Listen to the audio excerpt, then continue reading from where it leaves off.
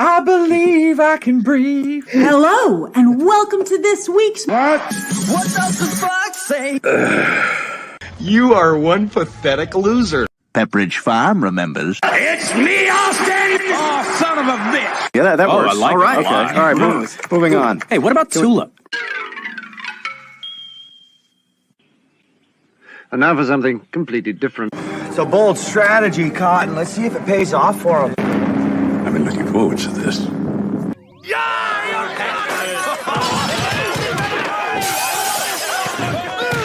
Come with me, and you'll be in a world of pure imagination. Take a look, and you'll see into your imagination. We'll begin with a spin, traveling in the world of our creation. What we'll see will defy explanation. If you wanna view paradise, simply look around and view right. Anything you want to do, hey, wanna change the world. There's nothing to it. Well,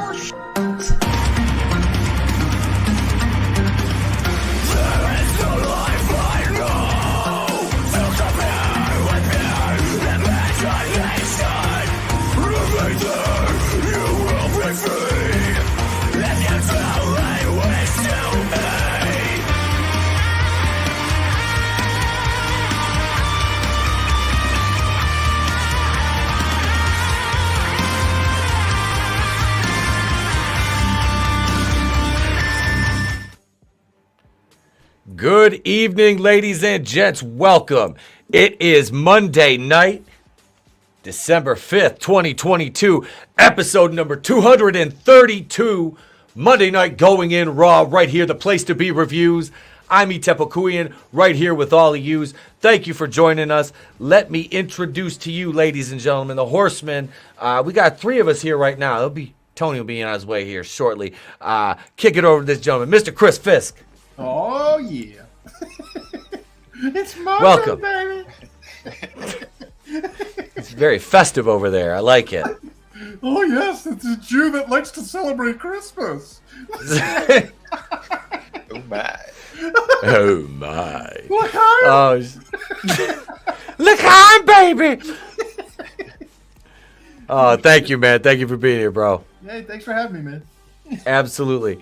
And next up, speaking of talent and massive amount of impressions and multiple personalities, Vinnieart from Vinnieart, ladies and gentlemen. I am looking for a one-eyed monster named Layla. No, yeah, hello everyone. welcome. Howdy ho. Yeah, let's have some fun tonight. You know, some good laughs as always. Last night was a lot of fun, but I think we're gonna have some more fun tonight. Oh, yeah. Poking fun at some Marvel shit. Oh, absolutely. We've got a lot of that. Let's see. I'll wait for Tony here. Let me acknowledge this wonderful chat. Nelson the Psychopath says, "Have a great show, fellas. I might have to catch the replay tomorrow. The gash will be with you guys, always. And always with you. And always with you. We came to the gash. You merely adopted the gash. I was born in it, molded by it." We all were. Superfan Adam Shaw. I was born in the gash. And we shall return to it. From the gash you came, from the gash you shall return. Superfan Adam Shawhan, Keely Chow in the house. Thank you. Working on you. Carl, channel member Carl rejoined. Thank you, man. Manliness and motivation. Is a Horseman any relation to Sarah Jessica Parker? Probably. Oh no. Hell. Is that? Oh, Kirstie Alley died. She's based too, man. Damn. Wow. R.I.P. Kirstie Alley. Damn. Yeah. That's sad. But damn, man. That, you know. Thanks, Gap After Dark. there goes man. Oh, man.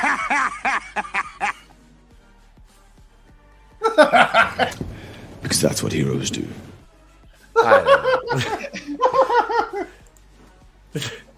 Oh shit! What up, Horny Alf? Horny Alf sent me a heater of a video. I'm waiting for Tony. I got it. Tony's got to be here to show that one.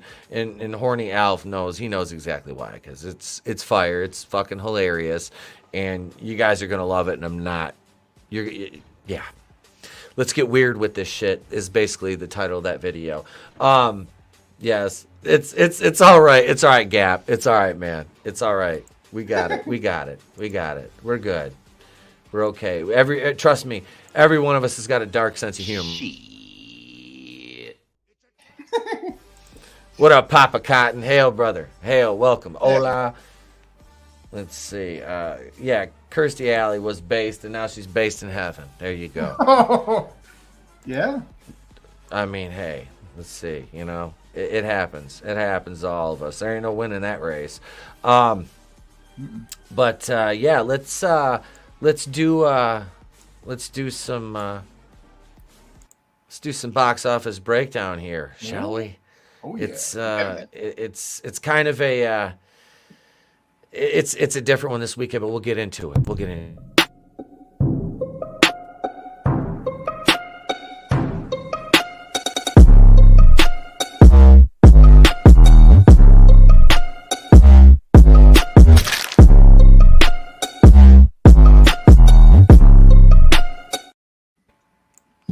Box office breakdown this week, ladies and gentlemen, is brought to you by Look Who's Talking. Look Who's Talking, starring Kirstie Alley, Bruce Willis, and I can't remember the other guy's name that was the asshole. But yeah, Look Who's Talking. Check for it now on VHS, your local Blockbuster. So here we go. Travolta? Yep. Yeah, wait. Yeah, Travolta was Travolta was the cab driver. Yeah, he was the dad. I'm trying. Who was the asshole? He was the guy that played the asshole that she was like dating at one point. Was Can't remember. Fuck. He was Matthew Broderick's dad in Cable Guy. I mean, the guy's like was a well-known actor. George Segal. Thank you. Oh yeah, George Segal. Thank you, manliness. He was such a great actor though too. Oh yeah, Barry Windham had a fucking heart attack and was not doing the best. So yeah, much love to the Widowmaker, man. Damn it, all our fucking heroes are getting old. It's not just the getting old. There's also other stuff at play. Yeah. Wow, yeah. Let's be honest. Scotsman said yesterday. That's what. The tsunami. Yeah, he said it. They're gonna be dropping like flies everywhere. Multiple reasons. God, Here's, we need a bingo Deadpool. Oh no. What was that? Hey, if you're gonna go, let's make money off of it. Hey, Monetize it. You got the Itepukuian's place to not be bingo. If you're on this list. Yeah, you don't want to be on that. Oh, look at Baz says clot shot. Yeah. Yeah. Could be. Where's it? Where's it at? I've got it here. I've got it. Where's the fucking Skeletor? Where's he at? Where's Skeletor? Joke's on you. I'm into that. Joke's on you, I'm into that shit. There it is. There it is. Yeah. Oh, God. Classic. Shut it down. They know. All right, the Goyim knows. Shut it down. Plus, it's Shut it never down. die. Unless it's the clot shot. Then it'll kill you. Yeah. You're right. But here we go. Box office number 48. Hoi, number one, bud. Black Panther. Wakanda forever. Down 61% in its fourth week. 17 mil. Fourth week, and they are going ham on this 732 971. Oh my God, the hate has been silenced. The hate has been silenced, y'all. The hate has been silenced. They still haven't broken even yet. Nope. No, they got to pass. Oh, they seem to think they have. They seem to think this is a big W. They're already. It's 800 million was their profit point. I think it was, wasn't it 800? I think so. Yeah, something like that. It was around 800 because of what all the money they spent. All that money, and where did it go? Because it didn't go into the special effects. No, it wasn't.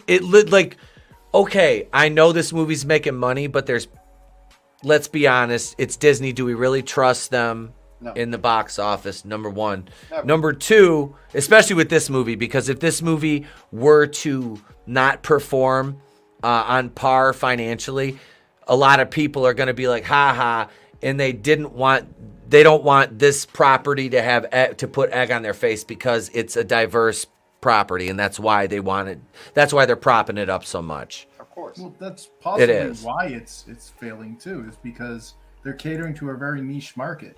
They basically told white people to not go to this movie. And last I checked, white people are still like 60-something% of the people in this country. You're wrong. Yep. They're dropping like flies. They're down to 30%. No. I know, despite all concerted efforts to reduce that percentage.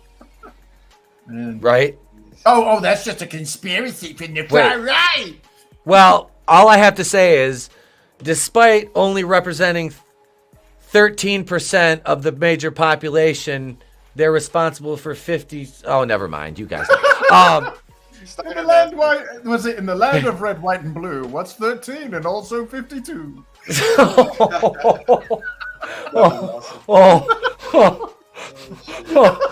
Thank you, Doc. You've got to do better. Oh shit. Brutal Morningwood, what's up? He says all the money went into getting Bob Igor back. Yeah. And that's the thing too, is with this, Bob Iger is the one that started all this nonsense. So for them to bring him back, Chapek wasn't much. Chapek, yeah, he was running it for behind the scenes, you know that. Number two, we got in its first week out of Universal, and fuck Universal for copyright claiming my Mario video. They got me too last night. Fangula. I'm sitting there just. Yeah, it was my opener though. But but Nintendo did get me previously for the Mario trailer. Aww. See, Universal's the one that got me, and I had it all trimmed up too, which is what really I'm gonna contest it. But number two this week, Violent Night, $13,450,240. First week Universal. Let's see what this did. Did this have a worldwide? It did 7.3 worldwide, $20,790,240. This is the one with David Arbor in it. Yeah. I honestly think this. I think this looks kind of cool. I heard it was good. I want to see it. But that friend's also a big shell, so. Okay. All right, because like I'm kind of looking forward to this one. It's like I really do. I want to see this. Isn't this the plot of the movie with Lee Majors at the beginning of Scrooge? Kind of sounds like it, doesn't it? Yeah. It's like they finally brought it to life. David Arbor replaces Lee Majors. Right? Mel Gibson did it better. Yeah. Right? What was that? Fat Boy or Old Boy? No. Fat Man. Fat Man. Fat Man. That was Fat Man. That was pretty good. Yeah, I enjoyed that. Yep. I didn't want to see him tell never mind. Let's see. What do we got here? Number 3, Strange World opened with 5 million. Okay, so no, it's the second week. Shit. Down 58. Holy shit. Wow. I don't even think it's a trail to this thing. Nobody wants to see no poo-poo on the pee-pee. Wow. No, they do not. 5 million. So 42. Oh. Wow. This movie had what was it, like a $200 million budget? Yeah. Like, damn. Wasn't it? There's like a couple of Italians right now with their shovels going, yeah, we're going to get rid of the body. Oh, yeah. No, there's a crater in Mexico that's smaller than what happened with this movie's bombing. I mean, look at that. Well, Nobody wants to see that shit. 100. It says on Google, it says 180 million. Now that is not counting all their marketing and shit. So you're looking. What did they say? A 2.5 times multiplier? Oh my god! Yeah, for the marketing. So just 2 times you'd be what? 360. You're looking at what? $460 million just to break even. This is like that bear on cocaine. Now, I don't know if my math is right. Like, I mean, to be safe, I would say probably what? I would say 250 to 300 probably at the high end. So they're losing their asses. Yeah, they are. Good. That's how they like it. Yeah, they Look definitely took it. Manliness. Strange World is going down faster than it. Oh God. Oh God. Oh no. Manliness. Is that like a personal attack or something? There ain't no fluff here. Oh my God. And she's arrived. It's the lovely Sherry, one of the Legion of Memers. Well, you know, there's only 3 of us tonight. You're only getting the trio tonight, but we can just be like the Temptations, like shoo-doo. All right, ready? 1, 2, 3. Sherry, Sherry, baby. Won't you Come out tonight? There we go, Sherry. Chris. He gets the ToneDef trophy for tonight since ToneDef. Yes. Black lesbians everywhere. What part of my ethnic makeup is musically inclined? Silent Night, Deadly Night Part 2 is great. Davian, what's up? Yes, that is a great movie. Garbage day! Huh? No!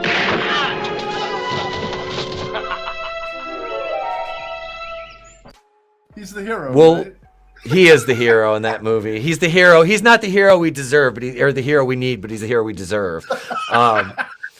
Davian, what's up, man? Welcome. Yep, Horny Elf, thank you. As soon as we're in between, we will be showing those memes off. I know they're ready. I was kind of, like I said, I was waiting for Tony for that one. Yeah. Oh, Jesus Christ. I just looked in the chat and there's, okay, Bianca Belair. All right, wow. Damn it, man. Distracting me with pictures of Bianca Belair. Anyway, so Strange World is losing. And was it sent to me? It was on Facebook. Strange World is losing. The Menu is down. Its 3rd week, 36.6, 3.4 million. This one is at 47, 140, 56 worldwide. I have no desire to see this movie whatsoever. Yeah, this sounds kind of weird, like Hollywood weird, like what they do in real life. Yeah, they go to an island to eat, like at this exclusive restaurant. They're eating people. It's made of people. Oh, this is the Democratic Party? Yeah.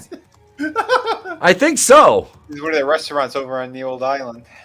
Oh God. That's where I was like, what island is this? They're like, oh, it's Big Saint James. It's James. It's the Stein. Are you trying to pronounce Saint James in what are you doing? What are you doing? They're like, no, we're not doing nothing. Nothing to see here. All right, Colonel Clink. All right. Speaking of which, nothing to see here. You got to see what Horny Elf put together. Oh no! Oh, trust me. There's a couple. Okay. Hail JB, what's going on? All right, let's see. So the Menu is not satisfying. The Menu is not satisfying many palates, it seems. Bum. Number 5 is Devotion, a second week out of Columbia, 2.7. 25101. A pair of U.S. Navy fighter pilots risked their lives during the Korean War, become some of the Navy's most celebrated wingmen. You said it came out of Colombia. Is it fentanyl with that? Right. It's really high. Based on a true story? Yeah. I don't know. Is it? Might be. Why is there a black dude in there? Because I don't action war them drama. Up to Korea. Well, when was the Korean War? What year It was was right that? after World War II. It's a Okay. My black grandfather was in it. That's where When was the so when was the Tuskegee, all that stuff? I'm trying that to was think. World War II. World War II. Yeah, that was the black division of the Army Air Force. Yeah. I'm trying to place the time frame. I couldn't remember. I don't know. Were there black pilots then? I don't know, honestly. There were. I just don't think they were in the Pacific Theater, or more accurately, I don't think they were in Korea. I think that was all white guys that died. Like, I don't know. What is it? What's his face? Clint Eastwood made a couple of movies about it. Huh. Hail, Adega Outlaw. What's going on, Doc? Hey, Welcome. Welcome, man. Good to see you. JB. Thank you for being here. Baz, see you. Thank you. Let's see. Oh, Jesus. Brutal Wingman. Which one is Viola Davis playing? Oh, he says they were. Okay, so there were black pilots. Okay. Yeah. All right. Okay. All right. And like I said, I'm not. This is the only one who confused us on that. He's like, see, I don't. If I have any knowledge of wars, it's the Civil War and Vietnam are the two I've spent the most time studying. Basically, my dad was Vietnam because my dad was a vet. So, well, Vietnam technically wasn't a war. Yeah, a conflict, the conflict that lasted, I got you until George Bush W shows up in 1980. I'm here, man. Let's go. I love that in Family Guy. War's over, George. Let's use some cocaine. All right. Allegedly in Minecraft. Number on 6. an island. Come on now. I heard the bells. Number 1, Fathom Events. The inspiring story behind the writing of beloved Christmas Carol and its author Henry Wadsworth Longfellow. Okay, 2 points. That's my nickname. Longfellow. What else we got? Blick Adam is number 7 with 1.5 million. Let's see where that's at worldwide. This one is at. I know 384. Yeah, and this one's out on streaming now, I believe. Yep. Yeah, they did it during Thanksgiving. But yeah, they said so it topped the charts. Thanksgiving. That's good. That's good. The Fablemans, number 8 at 1.2 million. Bones and All, 9 at 1.1. Cannibal movies. Right, and Bones and All. the septuagenarian rom-com Ticket to Paradise, 854,000. AKA Cocoon 3. Tickets to Cocoon. This is Cocoon 4. This is Cocoon 4. Two hips between spiritual successor.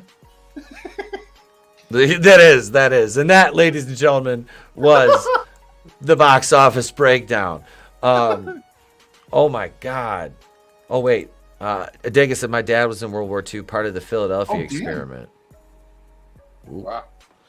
My dad's going through all that bullshit from Camp Lejeune. Oh, all those lawsuits. Yep. Man, he's got all that going. My email box. Yeah, he's got all that going for him. Let's go over to Twitter right now and look at some memes here.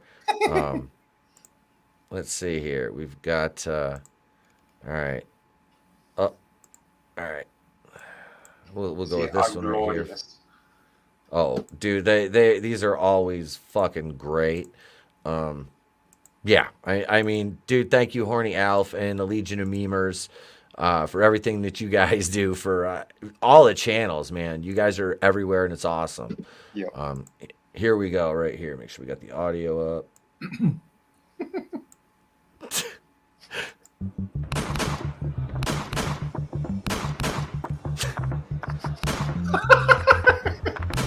His head is actually moving more realistic than Indiana Jones is in that.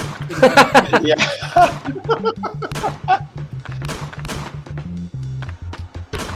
What would you call this? Like Jesus. parkour shooting?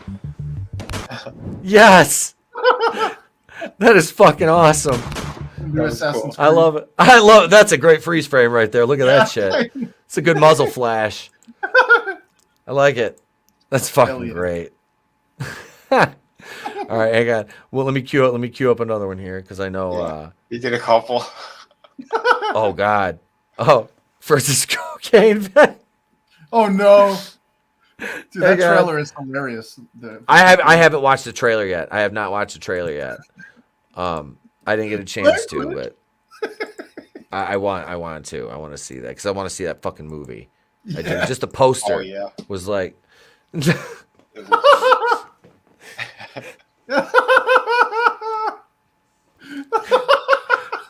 Hanna-Barbera, man, they fallen on hard times. Yeah, they made the animated version of Cocaine Bear. Sure, can point your fucking. I need this picnic baskets. Got these picnic baskets, boo boo. Check it out. Look at it, mate. I'm gonna get some sandwiches. Do you want a sandwich, boo boo? Huh? Did you ever see that? Cocaine. It's nuts. There was that animation that somebody made on YouTube like a decade ago. It was like Boo Boo has rabies or something, and he goes completely ape shit. Hey, Boo Boo, what's wrong with you? And he like kills Yogi. That was awesome. What?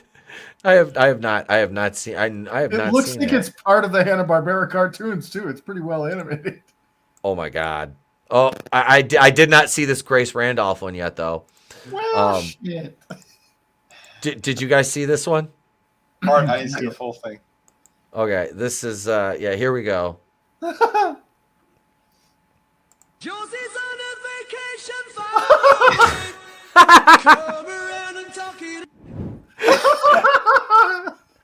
Hey, we should stopping her out, man. I mean, that's she needed a spot. Yeah. She needed a spot, man. I'm not gonna, that's fucking gold. She got hurt. Oh, you and Tony is fucking hilarious. Oh Jesus, I'm like waiting for fucking Tony. I'm like, come on, man. I was trying to hold off for him to play that one, but we're to that point. We're gonna play it in all its fucking glory.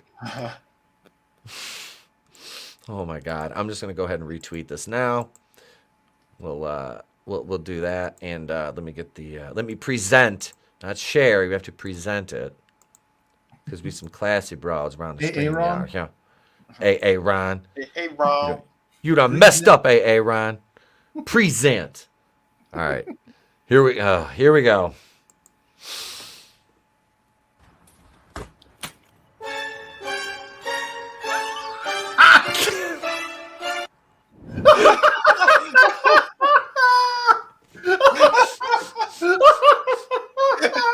That was more that was more of a story than the first 10 minutes of that movie Up. Best unspoken word story. Holy shit. Fucking A. Oh my God. Came in handy there. Oh my God. Tony fucking missed out on that one. Something tells me Tony's probably happier. He watched it. He's like, nah. He hasn't even. He's like, nah, I'm not. He goes, I'm done. Yeah, I'm done. I quit. On the bottom, what? Yeah. Wait. Why is it always my fault, Bookham? Why is it always my fault? Look at Frankie. What the fuck? Well. Yeah, I'm out. Later. I know. Just the age of men is over. That just made more money than Love and Blunder. Holy shit. Wakanda Forever. Yeah, that movie was less gay than Wakanda. No, that movie was less gay than Love and Thunder. Oh Jesus. Cock. So tell me, Mr. Etep, how did you get the fractured member? Etep. Well. He says, Doc. Yeah. That was a Freudian slip. That was a Freudian slip, Doc. Freudian grip. Freudian grip. Jesus. Started with one hand, then it went to two. Oh my god. Yeah. That's Hail horny Alf, man. Hail the Legion of Memers. You guys fucking rock. That was great. That was fucking great. I really don't know what to say other than goddamn. That's let me go over here. Let me thank these channel members real quick though. We got Horny Alf, Hicks Villain, author Stephen Walton, Parrot Head, Carl, 24 Eyes, Pop Culture, Superfan Adam Shawhan, Ruben Christopher Haynes, Nelson the Psychopath, AngelousDraven, my Editor Extraordinaire, Good Stuff, Flare X, Tommy and the Guinea Pig Collective, Frog G, Judas Goat Barbecue, Glinzer, Tina Bojan, Manliness and Motivation, Nefarious, Sporky News Podcast, Rugo Better, The Clown World Review, Mr. Grant Gregory, Normie, and Godzillionaire. Thank you for supporting the channel, my friends. Appreciate you all. Yeah, so we're going to get into the part of the program we like to call some Marvel Monday, I'm going to start DMing Tony during the intro, so you guys just enjoy. It's just like he's like I said, he's probably a little bit busy. It's fine. We're fine. You should send that clip to every one of his social media things. Send it to him directly. Send it to Tag Twitter, him. Facebook. Tag him in all of it. Yeah. Telegram. Baby, I miss you. Knock knock. We here, Tony. Where you at? Let's get the kazoos. Get the. I can't quit you.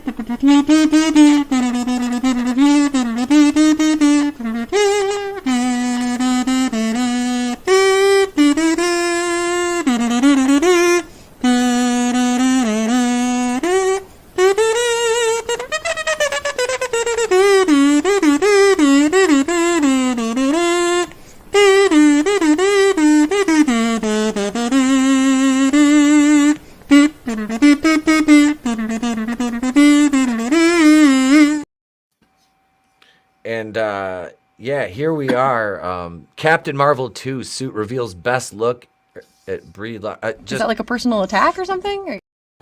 Yes, it is. God. Wait, Davian. These moving. Oh, the moving head clips are hilarious. When is your new horror film YouTube channel? Yellowstone is series 5. I haven't watched any of the new season of Yellowstone yet. I haven't watched any of it yet.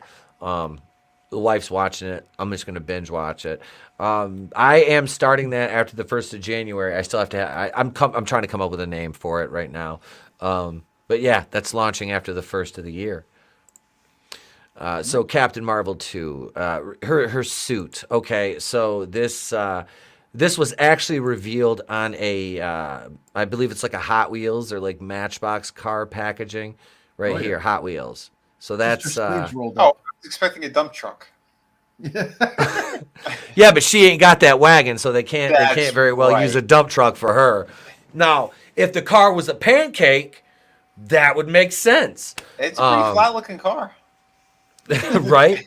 There's not many lines on that bitch. Aerodynamic. It's got speed holes. Hold on. Unlike Brie. She looks like what do you call it? The Captain America when he was was it Endgame with the rolled up Yeah. And yeah. So they're just ripping off other designs because she doesn't have her own. She's cardboard. No, manliness, you're absolutely right. He said no Pixar mom there. No, absolutely not. No ass. No ass. Dump truck ass. No, that's like what's his name? Ice Cube had that song. Remember that song Cave Bitch? Straight up, straight down, no frills, no thrills. That's Brie right there. She's like yeah. That she's Cave Bitch, man. Outside, well, her feet. I mean, that's kind of like bird related, but I mean, so she could be like part emu. Oh God. Anything's possible. Defeated the Australian army. Brie Larson somebody riding into battle on Brie Larson, and she's like half human, half emu. Those are evil looking birds too, man. They are. They are. Those things are fucking scary. Little bastards. No one wants to see a woman with a flat ass. Sarah Michelle Gellar, an issue of Maxim. I used to have that issue of Maxim. Frankie knows. They think the suit was the problem. Cue Jonah Jameson laughing meme. Yeah. Yeah. Ain't that the truth? Let's see. Hang on. Do I? I don't think I have that one. I don't, but I got this. I know what you get. You're a damn pedigree. All right, just get the hell out of here. I got a goddamn The Jameson meme is on one of the other brands.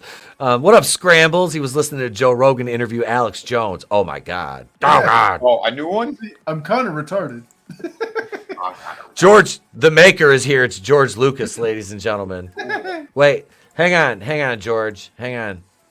George is gonna tell Disney to claim me here. We'll put this back on, George. Hey, George. There. Uh-oh.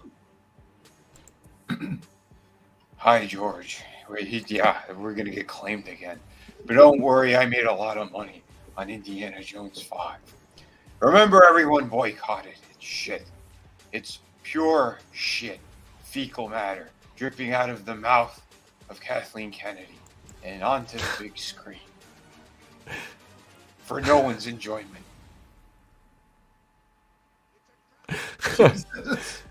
So, yeah, thanks for being here, George. Appreciate it. And yes, Jessica Biel in gear. Jessica Biel in Blade 3 looked fucking way better than that.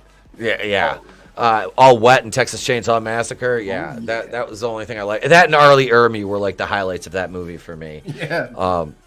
I saw it once and forgot it completely. Same. I just remember her running around wet in that T-shirt. Yeah. Giggity. Godzillionaire says that the Captain Marvel car has no bumper. He's not wrong. He's not wrong at all. Well, No, I don't know, man. I don't think she's ugly. I think the only thing that's unattractive about her, obviously her feet or whatever, but like you're looking at a Photoshop image right now. Yeah. They tried to really make her look pretty. And Highly photoshopped. Highly photoshopped. It sucks because it's like they even digitally removed her penis. No, it just sucks that it's like feminist superheroes. Like nobody likes that. Like not even chicks don't go to watch like no lecture. They don't. Nobody goes to see this crap. You know, like I can attest to that. Hang on, Brutal Morningwood, that suit will be perfect when it fits a woman. Brutal Morningwood, I just uploaded this. I've had this gift for 3 fucking years. Here you go. I need you to fix his suit. The suit is literal perfection. It will be. When it fits a woman. Says the 12-year-old. There you go. Right? There you go, Brutal. But yeah, this, I don't know, man. I don't know. Fucking... Like this movie, like I said, Bree's sequel got downgraded. All right, it's now a team up movie between her, Kamala Khan, and was it Monica Rambeau? And Lizzo. Oh, and Lizzo. I do my hair toss, check my ass. Whoa. But like, who wants to see this? Here we go. Hang on. Because we mentioned it, I'm sorry. Hang on, Chris. 1 second. Because we mentioned her. I do my hair toss, check my nails. Baby, how you feeling? All right, you can commence. Sorry. Like, what's the target demographic for Matchbox Hot Wheel cars or whatever? Are little boys, not girls. Like, I'm sorry, Right. but like the Scandinavian studies have shown, put the toys in front of the babies with no social influence, and the male babies go for the trucks and stuff, and the girl babies go for the dolls. Mm-hmm. Like, on average. I mean, obviously there's the tulip outlier on the male side and the butch outlier. But like, seriously, who's gonna buy these? Like, these okay. So the only people that are gonna buy these are serious, because I know one of my friends like literally makes a second living off of cars, like Hot Wheels, Matchbox. There's a huge market for those things. But I'm not saying this is one of those cars, obviously. But I guess that's who you're going to gear these towards, because the little boys aren't going to be clamoring for a Captain Marvel car. They're not. I'm seeing in comicbook.com page on Facebook, in their comment sections, people talking about how bad this movie is now and nobody attacking them for it. Like the first movie. And they're just straight up like, this movie is bad, the writing was bad, this was bad, and people are like, yep. Nobody's like, you're an incel. I mean, you'll get your random bot or your weirdo that's like, Captain Marvel's still the best ever. Yeah, your follows fighting with, Yeah, you'll still get those. But, I mean, they're less few and far between. And literally, it's because we were saying all along, it's not because she's a fucking woman. It's because the character is written poorly. The movie was boring. The writers, they didn't know what they were doing. The Brie Larson is literally unlikable, and she makes herself that way. She could be very, she could be more personable. She can't, because it's fake. She's vapid. She's very vapid. Everything is an act it's a front. Even her real life is just it's vapid. But they need to get the patriarchy back in our entertainment, because this they don't feminism doesn't know how to write women because they hate femininity. If you the whole point of Captain Marvel, Carol Danvers or whatever, she's gonna get fed to Rogue, but there's a jock there, she's almost butch, but she's not. You know what I mean? She was in boot camp, she did all the whatever, but I couldn't picture, even when they showed Brie Larson going through boot camp and stuff, it's she'd wash out in the first 45 minutes when the drill instructor didn't use her pronouns or something, Yeah. It's sick. Wait, she must blow good. That's why she keeps getting movies. I can't figure out what else it could be. Apparently, she must give good foot jobs. I don't know. Oh, spindly toes. Horny Al feminism doesn't know how to write men either. Oh, no, we're all evil. Her toes are cocaine bear's claws. Brie comes across like she has low self-esteem and would do almost anything for approval. Yes. Yeah. Yes, that's exactly what it is. Adegas says, bring on the City of Venus chicks. Fuck yes. Hell yeah. Fuck yes. Yeah, those two are stacked. I'm like, yeah. Oh yeah. There's lots more coming, fellas. Yeah. Working on the sequel. Oh right. I had a thing for Anne in Shadow of the Kraken. I was like, man, she's fine as hell, and she's a badass too. I'm like, she's out there stabbing people. Yeah, she's got that wagon too. So I'm like, okay, even there. That's right. She's got that booty. Frankie, typo. Yes, you do. Yes, you do. God bless you. Brie was supposed to go to booty camp, not boot camp. Every day. Yeah, see? Lunges. She went to just lunges, red beans, and rice, girl. Get some fucking carbs in you, mommy. Bunch of squats. Get some carbs in you. Let her hang out with some Latina women for a while. Oh God. Hitting up the gym and eating them red beans and rice, mommy. You'd be fine. Apache Chief eating that chalk. The big butt would just. First Avengers 5, we was Kang Dynasties. Plot details surface. I don't, man. I don't care. The whole thing. I read the article. They're like, what is it? Thanos was the main character of the first Phase 1's arc, the Infinity War arc. Mm-hmm. Yeah, he could carry it. He was a big scary blueberry. This guy's just some black dude. You know what I mean? He's not like if it was Galactus or something, I'd be like, oh damn, Yeah. But it's I don't know about this guy. I don't care to know about this guy. Right? Exactly. I don't know. I don't know what they're gonna do with Kang. And my fear now is that they're and God bless it. I don't want them to. Please don't fucking race swap the Fantastic Four just for the sake of. Oh well, we made Kang black, so now we got to do. You know what I mean? And I'm not. I'm not saying. And I owned my shit on Hawkman. I owned my shit because I was like, at first, I'm like, I don't know about race swapping him. When I saw Black Adam, I saw Aldous Hodge fucking play that role. I'm like, this motherfucker is Hawkman. I want to see more of him. I liked him in the role. I did. Same. He was good. Mm-hmm. But don't do it just to fucking, like, don't, what's his name? Trank. Jonathan Trank, or was that his name? Josh Trank. Don't Josh Trank this shit. You know, I don't know. I think it's I don't know. I don't care. Like, it's not even that he's black, that like it's not like a race thing. It's just, it's a dude. It's not like a giant CG blueberry or like a world-eating robot guy. Yeah. Like, well, hold on a second. Just looking at that image right there, I see 4 people I don't give a shit about. Yeah. He made a joke out of Thor. Ant-Man's just Ant-Man. He ain't no fucking Captain America. And the guy next to him, shit ain't Captain America. He's just Falcon. And then the guy in the background, he's just some random guy. I don't give a shit. Yeah, I don't care. He looks like that. He looks like the American art box art for Mega Man in the background. Yeah. This is crap. I mean, Avengers, the Kang Dynasty. What? Who cares? I can't believe they named a black guy Kang. We was Kang. And it's they are baiting me for jokes. Yeah. But it's funny. Like, they are baiting me. They're showing these 3, but it's going to be all the women of Avengers. Yeah. Saving the day.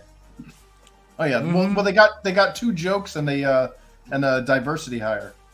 Well, all right. So Hemsworth said Taika Waititi's out. He's not doing anything else with Thor, right? Which good. Because I liked Chris Hemsworth in the first 2 Thor movies. I thought it was better. I'll admit there was some times where he was joking around a little bit that I enjoyed it because I think Chris Hemsworth I think he's a likable person. Oh, yeah. I do. I think he's a likable guy. I think he's probably a pretty genuinely like good guy for somebody who works in Hollywood. You know what I mean? Yeah. Like, he strikes me as like he has like, he still has his humanity. You know what I mean? Yeah. So I like him. I want to see him. I do want, dude, if Marvel sold to somebody else and they were like, hey, we're going to rectify what's gone wrong, I would be like, show me you're going to do it right and I will support it. You know what I mean? Yeah. But I'm not talking about Disney now, But I would like to see, them take Thor back, because he said that's what he wants to do, is he wants to go back to kind of what he did before in, Thor. And I'm like, that would work more for him. I not that he can't do the humor, but it just, for the character. It's overkill. It is. It's overkill. Mm-hmm. If you could have a couple of regular jokes, that's fine. But that's not who he is. And every time you water down those characters like that and you lose who they are, then they do become a joke. Every time you see them on screen, it's like, oh, who cares? And he's supposed to be one of the most powerful, if not the most powerful one in the Marvel hero side of things, because he's a fucking god. Well, yes. Dude, they can't have, like that, again, feminist writing. Every dude becomes like a dopey punchline. It's the marketing archetype called the mook that's designed to attract women. You get the mentally and emotionally retarded dude who messes something up, and then you have to have the woman come in and correct him, basically, who's superior emotionally and intellectually. Like, that's a real marketing thing, and they made it into a movie trope, and it's unwatchable. Mm-hmm. I mean, look at that. Scott Lang was a joke character. Thor's now a joke character. The only one that's kind of serious is Black Falcon or Black America Falcon or whatever. But it's like, it's insufferable because all he does is just preach. You've got to do better. Like Black Falcon Winter America. Yeah, like you basically gave this guy all the participation trophies, superhero costumes. Just remember, Chris, he's out of line, but he's right. See, like you don't need validation from Falcon. Like, you know what I mean? Like, I don't care. They had to make the black guy not be able to get a loan. Yeah. Oh, Jesus, manliness, blacked in America. Oh, damn. Well, it's kind of a downgrade. I mean, Falcon was his own character, and now they're like, right? You're not good to be someone else. You got to be freaking blackety black. Okay. Would Spider-Man be the same? As far as you mean Miles Morales? Oh yeah, he's just a tokenized Peter Parker. And I liked Into the Spider-Verse, don't get me wrong. Yeah. Same. But Miles can stay in the cartoons. Really even better too. He's not just Peter Parker. He's like Peter Parker with lightning bolts. It's like, where the hell did that? What? Of course, he has lightning bolts out. He shoots lightning bolts out of his eyes and arse. He's like William Wallace. He was like 10 feet tall. Some men are longer than others, especially the Blickmen. All right, that was Blick spider people, bud. I don't know what's up for them. Because we're on the Asian spider people. Very, very small. What about keep the Abo spider people away from the Asian wife, you know what I mean? They're huffing the old petrol. What is that? Don't go full Rama, bud. So yeah, Kang. Let's see what plot details surfaced here.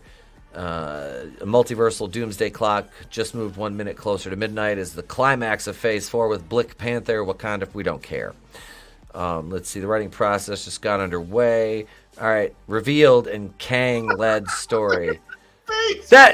How can I take that seriously? Like, okay, serious question. Hey, Legends of the Brave Bard. Hail, welcome. Hey. I got a question though. Are you guys familiar with Kang in the comics? Like more so than you? No. What about you, Vinny? No, he's not a character that I used to read a lot. I mean, he popped up in a story here or there, but I didn't know shit about him. Still don't. Okay. Don't care. I have the Secret Wars action figure from like '83, right? He's always been like the helmet, and he's like purple. He's like purple, right? Like that's the colors I've. Yeah, it was like a green helmet or something. He's like, he wasn't like. No, I don't know. It was just a regular Kang figure, and I'm like, I always just thought, I never thought he was a person. I thought he was like I don't know shit about him from the comics. I really don't. All I know is at one point, like he was a descendant of Reed Richards, and what? Yeah, like that's the only thing I really know about him is he's supposed to be like a from the future. He's a descendant of Reed Richards, and that's how they. I don't know, but yeah, that's. I found some images of the stupid character. No, his getup was supposed to be green, and then he had purple pants and purple helmet with a blue face. So he is Kree then. Hang on. We need to look it up. It's like a mask or something. Yeah. What race is Kang the Conqueror? Because I honestly don't know. That's what he's supposed to be. He's Nathaniel Richards. I knew he was a Richards. I just didn't know his name. Hang out of Nathaniel Richards. Oh, he's supposed to be bald too. He's human. Yeah. Oh, he's human. His team affiliations: the Council of Kangs, the Cross Time Kangs. I can't make this shit up. Oh my god. One of his notable aliases is Kang the Conglomerator. I like that. What the hell? This looks terrible. Yeah, this is. Even his design, like, I don't know, there's a lot of shit I just don't like about. Yeah, he looks boring. Like it doesn't. I'm not sold on any of that. Nope. I had a Kang figure with a glider. Didn't know anything about him. Yeah, mine is like the comics figure. He looks like the comic figure that you're showing over there in that image, Vinny. Yeah. That's what mine looks like. The little Secret Wars, because I have Secret Wars, Doctor Doom, and Kang. Mm-hmm. So, yeah. So yeah, he's a distant descendant of Reed. We was Kangs and shit, right? Kang was once a pharaoh in Egypt. Sure. How? I'm not reading. So in ancient Egyptian, Richards was a normal. Come on, man, it's fucking stupid. Yeah, I don't. Like I said, man, I'm not up on this character as much as I probably should be. Let's see. No, you should. Insider heavy spoilers revealed. The plot details from Avengers, the Kang Dynasty, in a recent video points towards Jonathan Majors' Kang and his many variants will play into the multiversal blockbuster because, of course, it'll be multiverse. The source was quick to emphasize while this information remains accurate as far as they are concerned, right now things could change as the script is still being worked on. Of course it is. It's a couple of years in the making. So as let's see, this movie serves. The world's gonna end before. This Majors Kang will reportedly be the star of this movie as the culmination of his journey. He's only been in like one episode of Loki. So as part of that, the Kang Dynasty will uncover his Nathaniel Richards backstory. Moviegoers will learn about him conquering worlds across other multiverses. Will also include seeing the first wave of Avengers attempt to take him down, but they will not be alone. Loki's He Who Remains will also be involved on the heroes team. However, he will just be known as Nathaniel this time around, is not the only one remaining yet. For this is the first time he's experiencing multiversal shenanigans. So he's going to take the lead for Avengers 5. Wow. This looks unwatchable.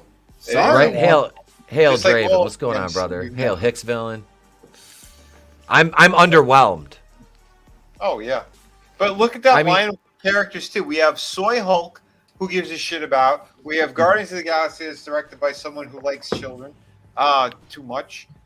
We got Joke Thor. They left out She-Hulk and see the garbage that's over there on Disney shit. Hawkeye, Miss Marvel, Hawkeye, yeah. Isn't the director of Shang-Chi directing this? I think so. What's his name? So forgettable. I can't even remember the fucking director's name. I couldn't even get through Shang-Chi. Dude, I'm Asian. I can't even get through it. Okay, so I like I said, I fell asleep in the theater watching that piece of shit. And I tried to watch, like me and Trey were playing with his, he's got those big ass Titan series guys. We were playing with those in the living room, and I was like, I'll put a Marvel movie on, and I'm like, Trey, you want to watch Shang-Chi? He goes, all right. I put it on, and it was the beginning part where like his mom and dad meet, and they're doing their little dance fight, and she's of course beating him. Trey was like, Dad, can we watch something else? I'm like, yep. Wow. Yes, we can, son. I couldn't make it past that. I couldn't make it past that scene either with his parents or whatever. I just shut it. No, I have no interest. I got up to the Fight Club, and it was just so dumb. Dude, I fell asleep about that part in the theater, and this is kind of funny. This is our third Marvel Monday story. Disney confirms the genre of Ant-Man 3: Quantumania. Isn't it the superhero genre? Am I missing something? You're wrong. You're wrong, Rand Paul. Hey, do you guys want to guess? No, I don't think I will.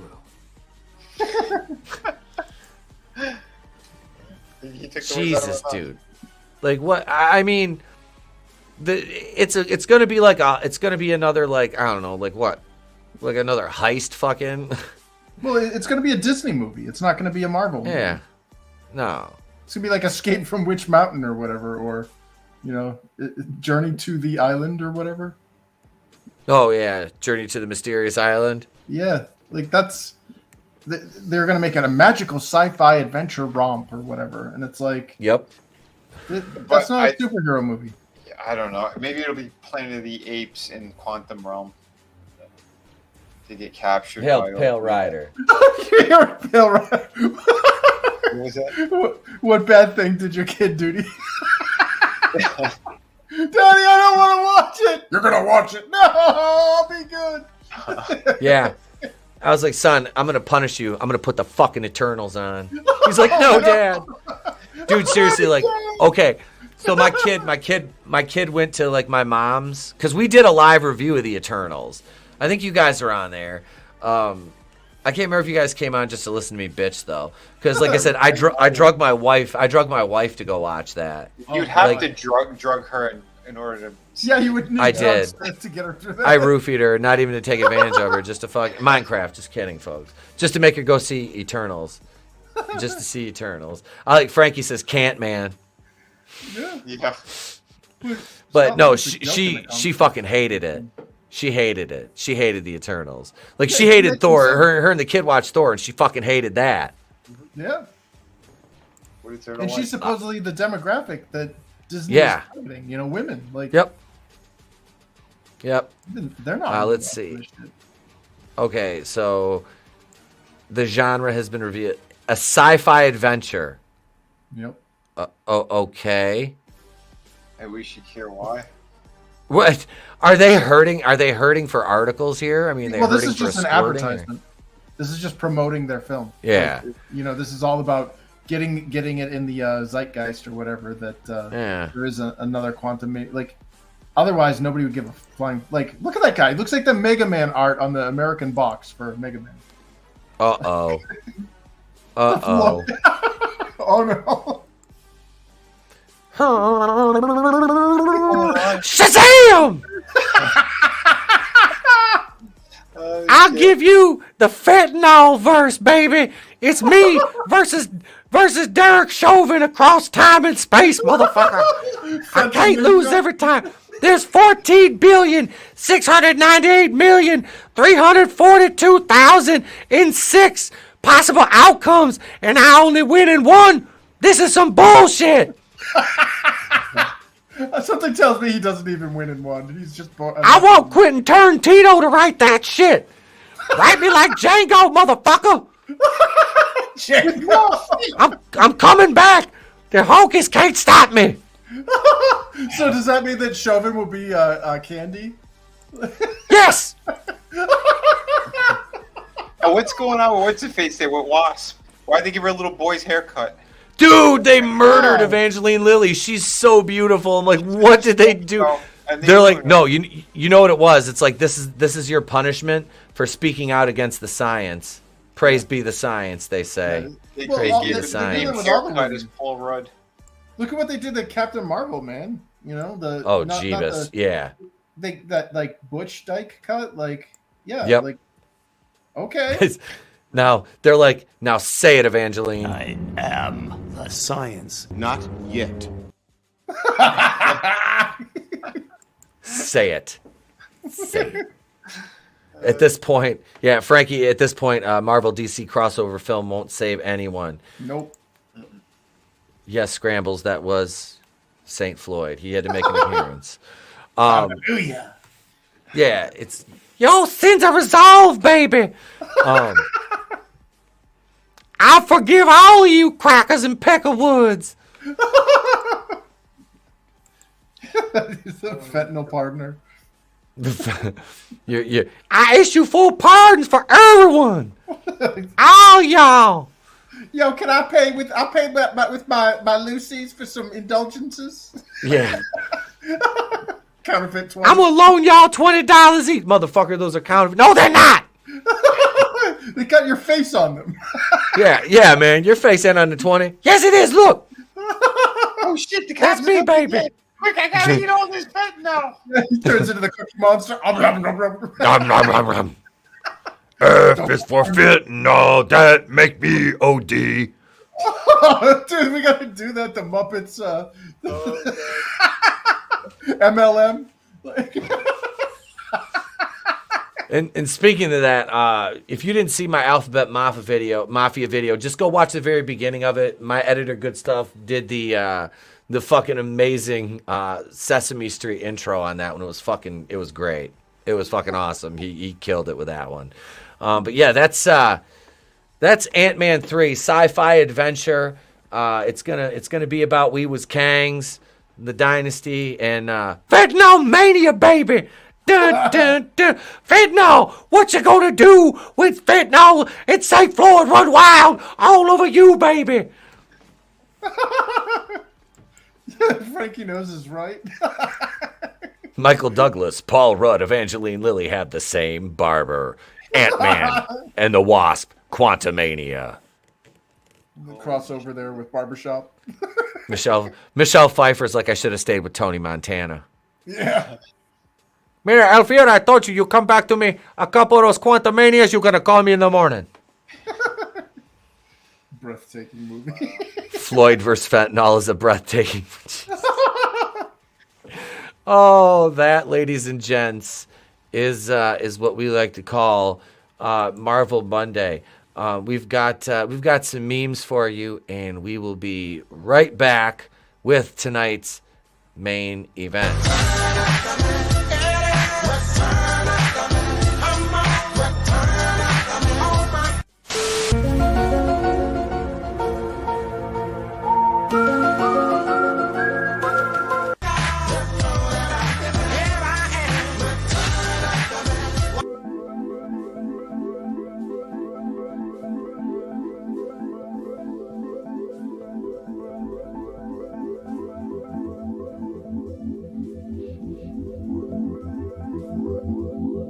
You have any idea how fast you were going? Funnily enough, I was just talking to my friend about that. Our speedometer's melted, and as a result, it's very hard to say with any degree of accuracy exactly how fast we were going. 78 miles an hour.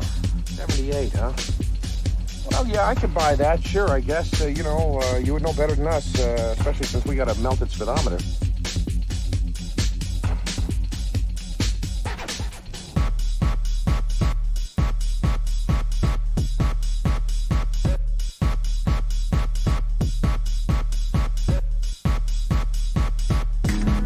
Yes!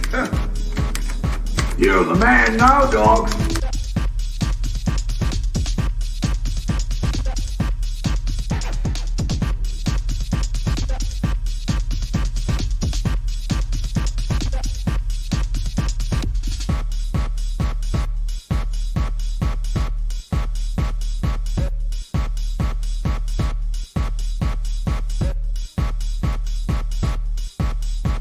I'ma stop singing this song because I'm high. Baby,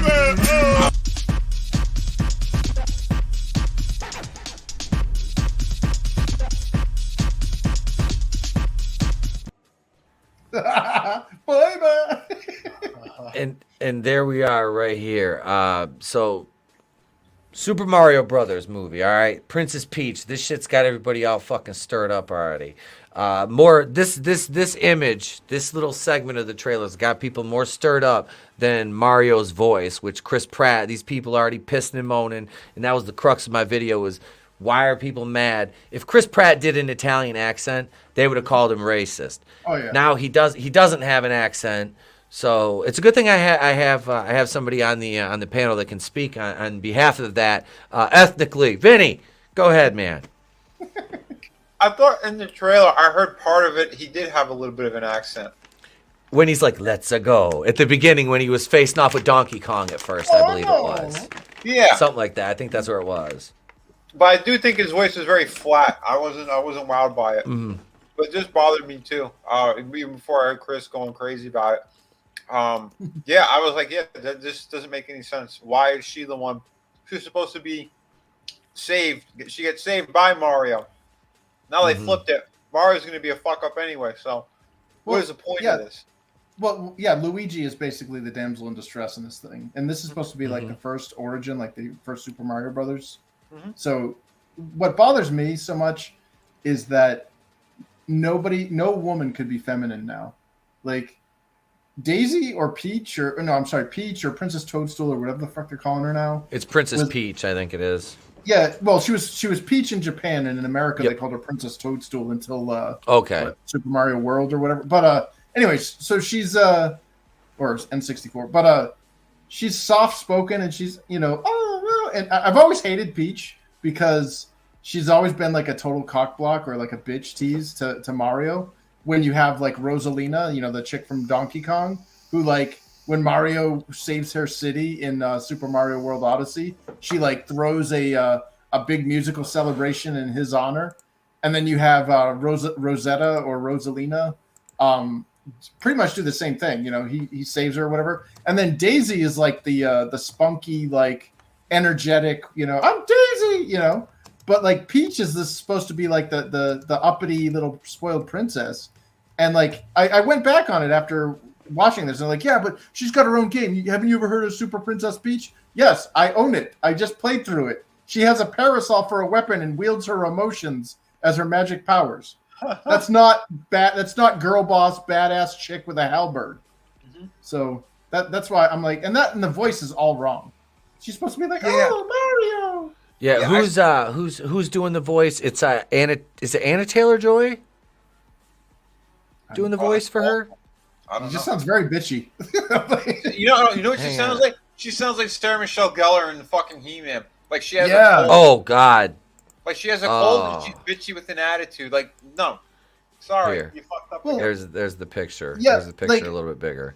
Well, there's one of her actually where she's it's like facing her back and she's looking up at Bowser's floating castle coming toward her, and it's her and Toad kind of facing off against them alone. And it looks like a movie poster.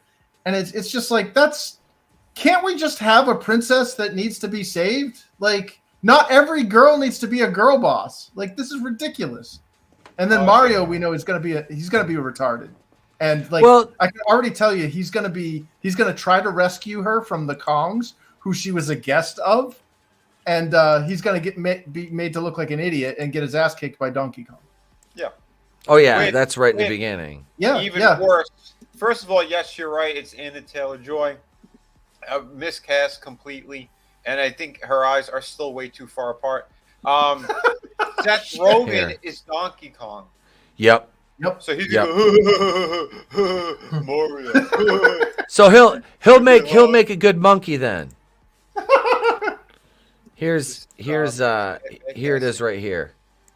I got it right in my video. Here's the scene right here. Hang on, let me skip ahead to it right here. Oh fuck it, I'll just play it just for a second. They had so much potential to do a good movie. See right here. Yeah, here's the scene right here. She comes in. Watch the. Yeah. Oh yeah. There's the part where she's got her back to it. It looks like a Boris Vallejo painting. Yeah, right there. Ooh, there was that one. Oh yeah, I kind of went hard in the paint right here. But yeah, let's see. Hang on. It's back another second here. I wish we could scrub on YouTube. Right. All right. Well, I'm too stoned to do that. But yeah, let me see. I'll just look the image up on Google and see if I can get a better screenshot of it. I see. Okay. I look at it like this. Like this is. I don't think Nintendo. Illumination's doing this. This is the same company that did Minions. There's absolutely nothing woke in any of the Minions things. I don't even like using the word woke anymore or anything. I fucking hate. It's feminist. It is. It's intersectional. It's This I'm like I'm operating on. I'm asking because I'm not up on the video game show. I'm not like I just remember her from Super Mario Brothers, like the first 3. You know what I mean? Does she have a weapon in Super Smash Brothers? I think Draven was talking about that. Okay. Yeah, she like this whole like bad she doesn't have a halberd. She's not a bad hell, even Zelda, who is in a princess form. Like there's 2 versions of Zelda, her and her ninja disguise counterpart. But like her special like final smash or whatever, or smash button is she sends like a knight, like a spirit knight that comes out and beats the shit out of somebody on her behalf. She's not the one swinging the swords, like, or at least were her like power moves. And it's just like, can't we have at least one feminine princess? Like that's where the trope is, you know, like the excuse me princess, you know, like the hoity-toity, like that's her character. Yeah. And instead she's got to be a girl boss. She's got to be in her Mario Kart like shoulder padded freaking, you know, spandex suit or whatever with no dress. That's right. And it's just, it's not feminine, and it's not like the teacup princess, you know, the little girl in the fucking whatever it is, ball gown dress or whatever. You think, no. Do you think she's gonna pick up Luigi in her arms and like jump out a window of the castle, you know, holding onto a rope with one arm and like landing, superhero land? I honestly would not be surprised if she delivered the final blow to Bowser. Mm-hmm. She gets the fire flower. They show that scene where her dress turns red and white, and she's got the ball of fire in her hand. And I wouldn't be surprised if Mario like thought he finished him off, but didn't. And as he's walking away, Bowser's like, "I'll get you!" And boom, hits him with a fireball. Yeah. You can't have a guy be the. Y'all killing me. Yeah. Well, dude, I haven't seen the full scene of the Donkey Kong thing yet. I just saw Donkey Kong beat the shit out of Mario on like a bridge. But as soon as the camera panned over and I saw Princess Peach sitting in a throne next to Cranky Kong the King, I'm like, oh, that's because Mario is going to be the dumb, toxic male who has to go and save her, and she's going to lecture him on how she doesn't need to be saved, and he was an idiot for challenging Donkey Kong, who's physically superior to him, and he deserved it. Yeah, these people are our friends, Mario. I'm just thinking like they're starting out with him. It's kind of like it's a fish out of water kind of thing. Like he doesn't quite know, you know what I mean? Like maybe he doesn't know. He gets thrown into it. You know what I mean? Like that's kind of what because look at, man, Nintendo's not a woke company. They're not. Yeah, but this isn't Nintendo. Like this I know, but do you think that I don't know? Do you think that how much license do you think they have? You know, do you think they have? I don't know if they hold any creative control over the final product, though. I mean, don't you think if they're against that stuff, they wouldn't want their on-screen presentation to be? I don't think they're against it. I just think I don't think, like Japan, I just think isn't really aware of it. Like, if you've noticed that a lot of Japanese creators, like, manga is eating Western comics as lunch. Yeah. And the reason why is they've been doing their own thing. They're not anti-woke. They're not anti-feminism. They're just doing what they've always done. And then, quite frankly, manga isn't all that exceptionally good. It's just better than the garbage that we've been pushing out. Mm-hmm. You know, people are starving for good entertainment, and Japan is oblivious to what's going on. They're like, "What do you mean, women like to crush men's balls?" Like that's not like a, you know. They're like, "Well, women also," you know. But they're into it's a very different culture. Well, yeah, you pay for that over there, but yeah. It's pretty American brand. Step on me here. Tim's talk says, do you think they're saying this about Mario somewhat because Chris Pratt is a Christian and ginger? I think definitely the heat that the movie's getting, like talking about the voice shit, is just directed at Chris Pratt. They don't care about the voice. Yeah. They care that it's Chris Pratt playing the character. Yeah. Scrambles says, how do you guys feel about the theory that Princess Peach likes being kidnapped by Bowser and secretly wants him? Who do you think Bowser Jr. is? How do you think that kid was born? All those Koopalings came from somewhere. Wait, there's a Bowser. Wait, was he in the? He wasn't in the original game, was he? Was Bowser King Jr.? Koopa. Oh no, that's King King. Koopa Okay. Was, no. Yeah, King Koopa is Bowser, and okay. Bowser Jr. was in Super Mario World, which was the first game on the SNES. So. Okay. Yeah, it was a pack-in game that came with the Super Nintendo. Oh, see, I never had a Super Nintendo. Oh. Never. I was always Sega Genesis. I went from my Nintendo to Sega Genesis, then back to N64, and got a PlayStation 1, and then the PS2. Yeah, the N64 was the first time the Americans actually saw Princess Toadstool called Peach, because in that letter at the very, very beginning, "Dear Mario," you know, it says Princess Toadstool, Peach. Yep. So yeah, that was because Japan has this terrible habit of, when they translate things, they always like change names and stuff. Like hell, half the Street Fighter characters, all the bosses' names are all switched around because of legal things. Yep. Okay.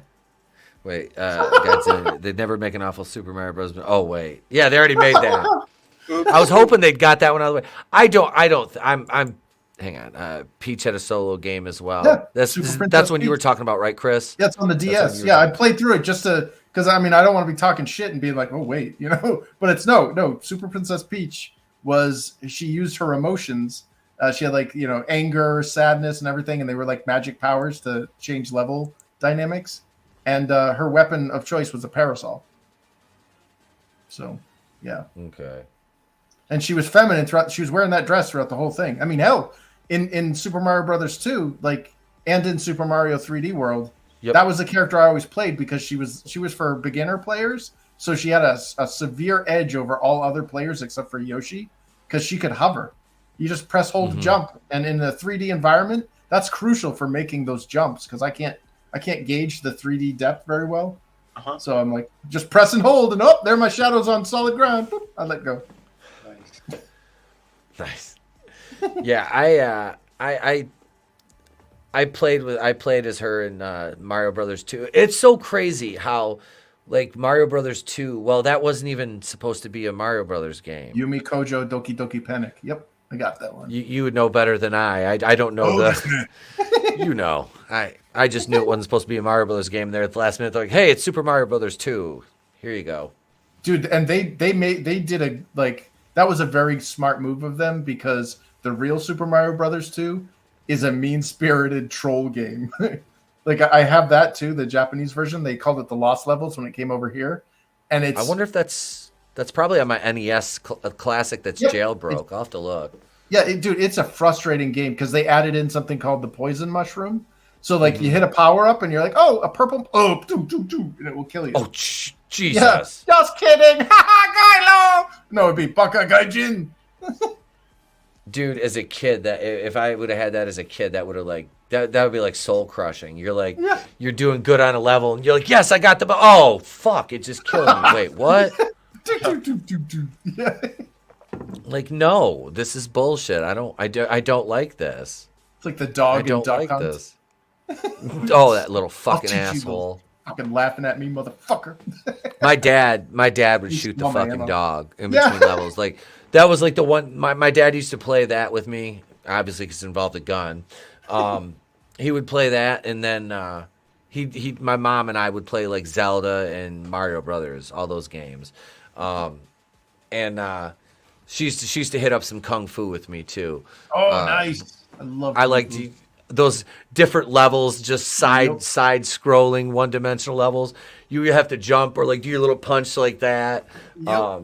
You get the little snakes that come in. You got to jump over them. Yeah, dude. That's. Oh, that fucking game was fun. We're getting off topic. So, but the Mario franchise. The point being, the Mario franchise is so much fucking history. Oh yeah. I mean, so much history, and I'm really trying here to be optimistic about this, but realistic at the same time. And it's just like, yeah, because you're seeing how pretty it all looks too. I mean, like, oh, it looks gorgeous, dude. It looks amazing, gorgeous, dude. There's a lot of great stuff. Yeah, and the very first trailer, we're like, oh shit, this does look great. And then that second trailer dropped, and you can see what they're fucking doing. Yeah, it's like, oh, Mario's a buffoon. Princess Peach is smart and knows everything. And yeah, if she had her druthers, she would have just saved herself. Mm-hmm. Well, my only thing is then like how like Mario came to save Luigi, but he's not, like I said, he's not familiar with the world. That to me, that's going to lead to a little bit of his buffoonishness through inexperience with the lay of the land and the territory. You know, and I'm not excusing what they're doing to Peach yet. You know what I mean? I'm not. That's that. But I'm just on Mario. I mean, that to me is kind of what I saw from that. Like, I mean, Mario's not a fighter right now. He's a plumber. You know, same thing with Luigi. And they're kind of thrown into this whole fucking world, you know. I don't know how Bowser kidnapped Luigi. Like, yeah, that instead of Princess Peach, like, yeah, like it would have, like, if Mario and Luigi aren't in that world already, which obviously you see Mario arriving there. I think it is in the trailer, but how did he get Luigi? Like, what made Bowser select Luigi as a kidnap? Well, no, they got separated on the warp zone. Okay, that's how okay. So the warp zone they got. Okay, that's what it was. All right. What sucks is like it could have been a good story where these two plumbers from Brooklyn or whatever either were doing demo or whatever, because Mario wasn't just a plumber; he was also a construction worker. Mm-hmm. Donkey Kong, you know, he was a carpenter. He was all sorts of shit. So the guy's a jack of all trades, and that's why he makes the ultimate mascot. He's like the male version of Barbie. You can put him on anything, you know, he fits. Mm-hmm. But even him and his brother, Mamma Mia. Well, he actually is. He's designed after Mario Segali, who was a landlord that owned a pizza place below the apartment of the Shigeru Miyamoto and some of the other Nintendo guys. But the thing is, though, is like the story start off, or at least it sounds like it could be pretty cool. Like these two brothers, you know, they're either plumbing something or they're fixing something in an old broken down New York apartment, like some old building, because there's history there, you know. And they, you know, and Toad comes out of a, figures out a portal or whatever to get back to Earth, and finds him. You gotta help me. He's like, what the hell is this? You know, like they get pulled in there or whatever, and now they're in that weird Alice in Wonderland universe or whatever. Like that would be pretty cool. These two brothers are like, dude, we got to stick together. This is a fucked up world. But no, they got to make it. Mario's retarded. Princess Peach is a girl boss. Luigi is going to be the helpless victim. And the thing is that whole Luigi is a pussy. No, like Luigi is a playable character. He's been player 2 in every fucking game of Mario. Like he has his own games too. And yeah, sure, he's I'm cowardly, I'm scared because he's got his Luigi's Mansion shit. But he's also a badass player. Like in Super Mario Brothers 2, he was the highest jumper, he was the fastest runner. You know, in other games, like he's even taller than his brother. And instead, no, they got to make him the damsel because heaven forbid we can't have a dainty princess because that's a form of feminism that's a form of femininity that is verboten to modern Marxism. We have to make women counterfeit men, and we have to make men effeminate damsels in distress, and it fucking sucks. Sorry, I'm bitchy. It's all right. Fine. It's the time of the month. That worked out. I walked right out of the office. Yeah, I was listening. But I had to grab something. Well, like what AngelousDraven's saying is like she is a girl best to some degree or whatever, and it's like she's still a dainty princess though. Like she's still the one that has the teacup ceremony and like you know what I mean? Like she wears those dresses and she's prim and proper. She has a soft spoken voice. She's had a soft spoken voice ever since we heard it up until freaking whatever the hell they have in this movie now, where she's like, I'm Sarah Michelle Gellar-Tila. I'm gonna kick your ass. Yeah, and you can tell right there with the choice actress that they picked. It's just it's wrong. She's not supposed to be like sultry-ish because she has that actress has that, but then she could also go super bitchy in the drop of a dime, and she does it in the trailer. Yeah, well, like that. Draven says she is a girl boss though to some degree. Yeah, there's that scene where like Mario's like practicing or whatever with that weird geometry floating in the air, and he like gets his ass kicked, and she's like rolls her eyes and is like, oh, you know, like how absurd. I'm so tired. I'm exhausted that this loser is my only hope. You know, and it's like, my God, why don't you just freaking tie him up and beat him to death? I mean, that's clearly what they want is let's make him retarded. I don't know. And the thing is this could just be a very poorly cut trailer, and everything that I've said, it could be 100% off the mark, and it would make me very happy. But I've been burned too many times now. I just don't fucking care anymore. When you see a pattern, you see a pattern. Yeah. How many times you got to stick your hand on a orange glowing burner before you realize it's gonna hurt? You know. You mean it's not gonna give you superpowers? Right. I thought that's how that worked. Yeah, I got to pick up my halberd and. I thought it was a fire flower. Trey is like fucking stoked for this. Like he is stoked. Yeah. I mean, like I said, I've got his little buddy right here. Oh, the Legos, yeah. I'm trying to get the little shithead to talk. Do they talk to each other? Because I know that you put them on special platforms. You lie him down and his eyes close. Yeah, he snores. If you lay him down, he'll snore. He's like, Mario asleep, and he snores a little bit. Tony had a good point. Tony had a good point about Chris Pratt's voice, and I after because I was on the bandwagon of they should have had the voice actor from the games. Oh yeah. Shit. I was on the original bandwagon of they should get the guy that did the voice of from the games. And then when Tony's like, could you imagine sitting through 2 hours of "It's me, Mario"? Woo-hoo! I'm like, oh my God, you're right. Yeah. So right. I can understand. Like for me, Captain Lou Albano is the voice of Mario. Like that, I love. Yeah. You just get Alex Jones. It would have been even better.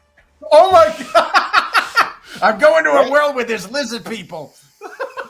Come on, you guys want it. You want it. Oh, it's me, Mario. Oh, come on, I nailed it. Infowars.com. I want to hear get your mushroom vitality pills over on Infowars.com. It's me. It's an Alex. I'm beginning like, to hey, sleep. paisanos.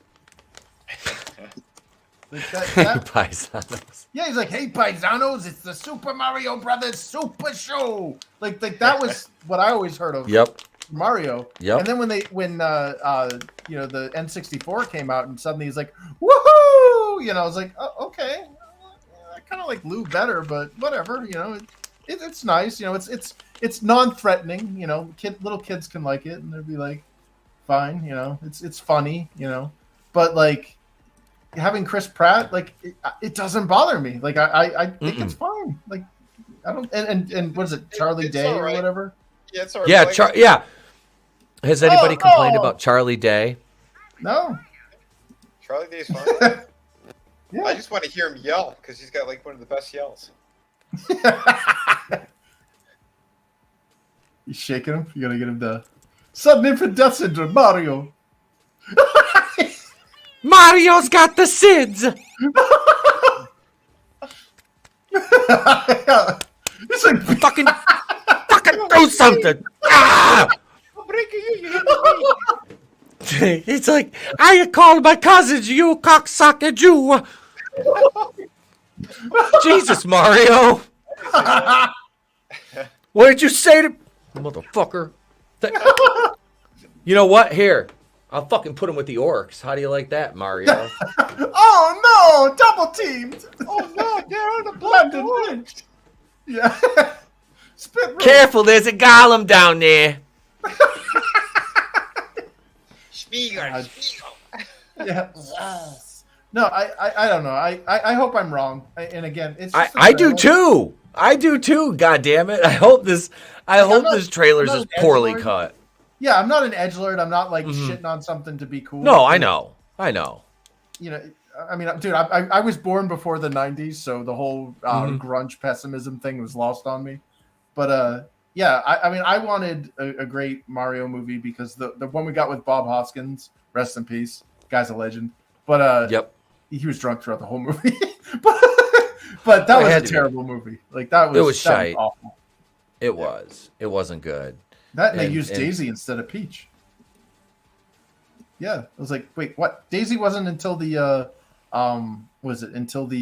Game Boy games, Super Mario Land. So sorry, I'm a Nintendo nerd. No, dude, I like hearing that stuff. Jeebus.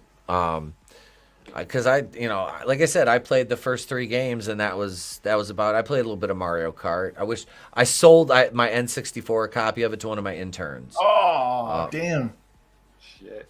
I wish I wouldn't have, but that's all right because I got it on the Switch. Oh, nice. When we get it, when Trey gets it for Christmas. Oh yeah, so, give me that. Well, dude, I was like, dude, gotta set it up. We're gonna be battling playing Mario Kart, you know. Hell yeah! So I said, like, we're gonna be fucking battling playing that. So yeah, it'll be fun. But yeah, he was all excited. We were watching Minecraft videos today on like before he went to bed. We put on like a complete playthrough of it, and we watched like about a half hour. And I was sitting there messing around. I'm like, because he doesn't know, you know. So I'm like, yo, you think you could get good at this game? I was like, you watched it enough, right? He's like, yeah, I think I could play this. I'm like, so I'm asking him questions, and like the guy's got his menu up, and we pause, and Trey's going up, and I'm letting him explain all this shit in the inventory to me. I'm like, God damn, you know. I'm like, all right. So I'm like, this spring, I was like, Dad really needs to get your fucking trampoline set up outside. All right, okay. Because we got his grandma got him a fucking huge trampoline with like the net on it. It's got a basketball hoop, so. Yeah, that'll be good for both our fat asses next year. He's not fat. I'm just saying, I got a fat. You know, it's me. I'm fat ass. It's me. It's me. I'm fat asses. People are like, did you see those fat asses? And I'm like, it's me. I'm fat asses. It's all me. But yeah, so no, I do. I hope. And like I said, man, I'm normally, and that's why I was kind of clowning in my video, because I'm normally the one that's like, this is fucking, you know, and I'm looking at it, I'm like, is it though? Like I said, I'm like, I can kind of, you know, like I said, I can kind of look at it and be like, all right, so fish out of water. I just, you know, okay, so you said Mario and Luigi got separated in that warp zone. That's how Luigi got kidnapped. That's not to say that Luigi is inept in any way. That's to say that he got caught off guard during that warp zone thing, like you said. Okay, so that's where he got snagged. You know, that's how he came. The idea that they set him up though to be the damsel in distress. He's player 2. He should be doing the same shit as Mario. Of course. Yeah. You know, these are I mean, okay. All right. You look at like, yeah, is that what people wanted to see in this movie? Yeah. No, Dude, it's not. People want to see Mario and Luigi together. Yeah. They want to see Mario and Luigi together. Exactly. So I'm not, now I'm not going to say that this is going to be great, but I'm not going to say just because it's that way it can't still be good. To play devil's advocate a bit. Like I said, I'm not being a contrarian just for the sake of being a contrarian. I'm trying to be as optimistic as I can about that, and that's the only reason I'm kind of taking the stance I am on this. Is I don't know why at this point, but I'm trying to be optimistic about this. Probably because it looks so damn good. It looks gorgeous. Yeah, visually it looks amazing. Is. And I'm just like, it looks good. Man. It's part of our childhood. I mean, it ticks all those buttons, and I mean, it's going to make a shit ton of money regardless. But we're just, we hope that it's not going to go down that fucking route completely. Well, it's a cultural infection, and that's what bothers me the most is the fact that you can't have nice things anymore. Mm-hmm. Everything that you have is tainted in shit. You got this awesome filet mignon served on you, and the chef walked over to the table and spread its cheeks and dropped a big old log on top of it. Sure, there's still a filet mignon there. It looked amazing, but now it's got a nice moist coily on top of it. That's what we're seeing now with our, nothing can be good anymore. It's got to have this feminist messaging. Girls can't be girls. Boys are retarded. It's a demoralizing propaganda. It's when I watched that Toys That Made Us thing or whatever on Netflix, and they were talking about Marvel, and man, I'm sorry, not Marvel, Mattel, and the women at Mattel, man, my hat's off to them. They were talking about how they, off the heels of their success with Barbie, they wanted to target boys, the young boy demographic for toys as well, because they're like, dude, we've cornered the market for girls. We're making bank. Let's do the same for boys. Well, what could we do? And they looked at all of these different options, and they're like, well, what do boys like? They didn't say, what should we make boys like? They said, let's talk to little kids, little boys, see what they like. And the name He-Man was actually, proposed to them by the kids. And the whole I have the power and all that stuff, and the masters, these are all words they heard in their conversations with their interviewing these young boys. And the whole point was to boost their self-esteem. Like kids would go on the playground and hold a stick up and go, I have the power. And that subliminally told them that they can do anything.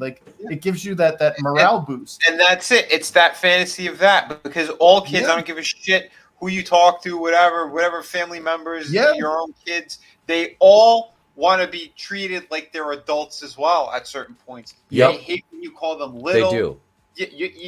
And that's why when someone is cool, you get down to their level and you talk to them, you get on a knee and you look at them right in the eyes. They appreciate that shit. You know? Yeah. And then that's when they listen properly. And and they want to be directed in a certain way too, because that's the thing. They look up to their fathers. They look up to father figures for that reason, because they're bigger, they're stronger. Kids want the power. They want to be like that. That's what those heroes need. That's what all the heroes in the age were the same fucking way. Arnold Schwarzenegger, why was he so fucking big? We were all watching those movies. They weren't for adults. Kids, They were for kids. And we rented the shit out of everything. We watched it multiple fucking times. And we're like, why? Because Arnold was like, that was it. How many people went into bodybuilding or wrestling and everything else because they see these big guys? Yeah. And now we're seeing the opposite of that. Now we're seeing demoralization in our media. They're we're telling boys, boys are lost now. Young boys they have nothing to aspire to. There's no inspirational heroes to look up to. They've been told they're shit. They're expendable. And society already doesn't have a value for men. I mean, if you notice, whenever there's men that die at work, they refer to it as, by their profession. 20 coal miners died in a collapse, or 20 firemen, or whatever. They don't actually say 20 men or 20 boys or whatever. Because there's no value there. So then couple that with, oh my God, is that a Blick He-Man? It's Anti-Eternia He-Man. Yes, it is Blick He-Man. I bought this last night off eBay. Nice. And that's a legit. Yeah. Yeah. They had. I saw him in the toy store. That they had him. That dude had one of these in that vintage toy store because he had some new stuff in there, and he had a couple of these. And I was like, he was out of the box already though. I'm like, I'm gonna buy one on card and then he'll come out. But yeah, So I ordered this last night off eBay. I'm like, Yes. The entire our entire main Christmas tree is Trey's presents, literally. Like, I mean, when we were wrapping them, my wife was looking. She goes, "You bought a fucking whole toy store." I did. I may have went overboard. You know what you got to do? You got to. Oh, hold on a second. And you get Tommy on the phone and say, "Send me a picture of your toy room." And then she Yeah. never mind. Yeah, never mind. Dude, seriously, I have to buy bigger bins because of all the Motu figures now. Like, nice. I mean, he's got a walk-in closet, one wall, and then a wraparound part of it is all toys. And then on the floor, he's got 2 of the 3-foot, the T-Rex and the Indominus Rex.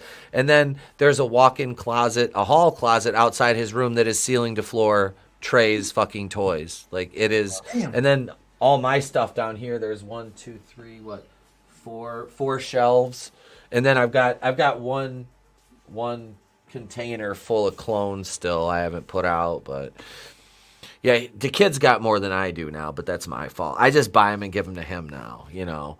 But dude, I got him that whole Superpowers, the whole DC Superpowers line, the Batwing and the Supermobile, and they had it, and I'm like, I wasn't gonna do it, but I'm like, I'm going to go buy that fucking Hawkman plane with him and Black Adam. I got him Lizard for the Sinister Six because Sal sent him the Sinister Six plus Spider-Man. So Lizard wasn't in that one, so I bought him Lizard. And then I got him... 90s cartoon? Yeah. Like on card or something, the purplish card? Ultimate. Yes. Sweet. Yeah, that ain't easy to find. Nice. They had one at fucking Walmart. But I got him like 4 clones. I got him his own Lando Calrissian from Empire Strikes Back. Nice. A couple of the Mandalorian. Dude, some of those Mandalorian figures they made in the retro style are really fucking nice.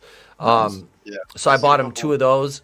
I got him 2 of Ahsoka's clones, just because I buy any clone. But I skipped out on the Din Djarin figure. I got him one of them, 7-inch Hunter Series Predators. Thing's fucking wicked looking. I'm like, dude, we're gonna have some fun with that. Playing with the fucking, that thing will be hunting the G.I. Joes and the Star Wars guys. It's one ugly mother. I'll be try. You can go ahead and say it. Oh, God, I let him. Dude, yeah, I got. No, looking at that box. Whew. What was that? Like, yeah, I ever tell you the story about when I used to collect Masters of the Universe as a little kid? So, I don't know what it is, but when I was a little kid, I loved packaging, like the graphic designs on the packages, like sitting those little like dioramas and shit on the back of the boxes. Yes. And when I was a kid, I had doubles of almost every Masters of the Universe figure. And the reason why is because I didn't want to take them out of the box because I thought the box packaging was fucking amazing. And I had an entire wall in my bedroom filled with Masters of the Universe all on the wall, like every one of them in the box. And I got bitchy. Like, I remember getting 2 of them once for my birthday. It was like Zodak. And like one of the box's corners was like dinged a little bit. I'm like, okay, that's the one I'm opening. The one with the perfect corner, that one's going up on the wall with the thumbtacks. And I remember my dad was teaching me how to use the step stool or the step ladder to get up high so I could do the entire wall. And then one day, after I think I was in 1st grade, I came home from school, and the first thing I could see across down the hallway coming in through the side door, and my wall was empty. And I come running in, what the hell? What happened? And my mother goes, well, you weren't playing with them, so we gave them away. Holy shit! I had the entire Masters of the Universe line all on my wall. Like, that's the day when he murdered his mom. Okay. That's why she's in a home. But yeah, like, oh my god, like, because like that what you were just showing with that picture of the Anti-Eternia, I love that packaging, like that red explosion effect in the back, like freaking awesome, man. I miss packaging like that. Now they won't even let freaking like blister packs happen. They like hide the character in a box. Hail Darius Munchausen, hail Soul Assassin. He says, "Damn it, Mom." Oh God. Manliness says he's black. Shouldn't that be so? Oh, damn. Boxes of the universe. Oh, you're talking about box art, dude. I bought the Roton, which it's dope because it comes with like a roll cage and shit. But the box art on that is so fucking beautiful. Yeah. Like it is so beautiful. There's a all that. Let me see if I've got like because I've got my you've seen my wall, right? The card back wall? No. Hang on a second. All right, you guys are gonna get some behind the scenes access here. Hang on, here we go. I've got an entire wall over here that is ceiling to floor, all the way here. I'll pull the curtain back all the way down. It's all except for those two, the posters. It's all card backs all the way down. Keep Chris's mom away from that. Yeah. There's gonna be an old Jewish woman knocking on your door. I heard there's card backs there. I heard. Is there any figures? Is there any figures? Playing with them. Oh my God! I'm playing with them. Leave me alone. Well, you never took them out of the box, I don't see why you're so angry at me. It wasn't like they were all your money, anyways. No, all these are out. All these are out. They're all out of the boxes. I had some. They're the retro style Empire. Well, I still have them. They're right here. I'll grab one of them. But these guys right here, the little Hoth troopers. Oh, yeah. Sal sent me 4 of these and a 6-inch Black Series, which I had those. They were on the wall in the old office at the last house. Just thumbtacked to the wall. And I said, when we move, I'll take them out of the packaging, So I gave Trey the 6-inch Black Series because he's got the whole he's got Cara Dune, Din Djarin, he's got a Jango Fett, IG-11, 2 Stormtroopers, and Sal sent him Luke, and he's got Luke's speeder. So I gave him that. I said, you've got more of those, I said, here you go, buddy, you can have that one. I kept the 4 3 3/4 though, those stay right here. Yeah. Excellent. But dude, anything Motu now, I will fucking buy. Like that, I got to go back down to Midland. I'm gonna spend a knot on GI Joes and fucking Motu figures down there, and I'm gonna buy the rest of those last. I'm gonna go down there and drop out $500. I'm going to. Oof. I'm gonna scoop up some GI Joes and some fucking Motus, and some dude. I feel bad because if there's one thing I will just spend money on, it's fucking toys. And it's like I said, that one year I bought just in Star Wars, it was a stupid amount of money I spent. I was like, when I went back through everything, because I kept track, I kept like a ledger, and I didn't add it up until the end of the year, and I went back, I was like, holy fuck. Like that's I just basically spent a used car on plastic crack, God, but now I have an excuse though because Trey's older, so. And the thing is like, it's so short lived. So fucking seize it. You know what I mean? Yep. Like if you hold off, it's gonna be like when my nephew broke my heart and he's like, yeah, I'm not really into video games anymore. No. Stop growing up. Well, I told Trey that I'm like, don't ever get rid of these, buddy. You'll always keep this stuff, and he almost started crying. He was like, I'll never get rid of them, Dad.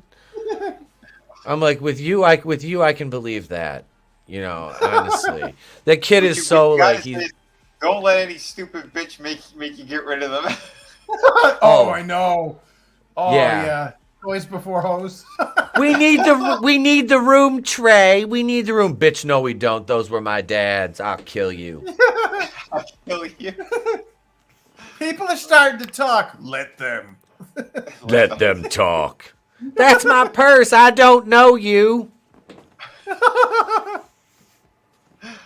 Oh my God. No, man. It is. It's so much fun, collecting that stuff, though. Like I said, we've got, a toy stream with them? What's that?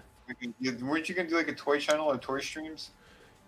We're well, the first one we're gonna do is we're gonna record. We're not gonna live stream it, but we're gonna record putting together Razor Crest. Nice. We're gonna do that after New Year. We're gonna record that. Doing the Razor Crest. That's gonna take some time. That's about 1,053 pieces, I think it is, something like that. So right now it's actually canonically accurate because it's all in pieces.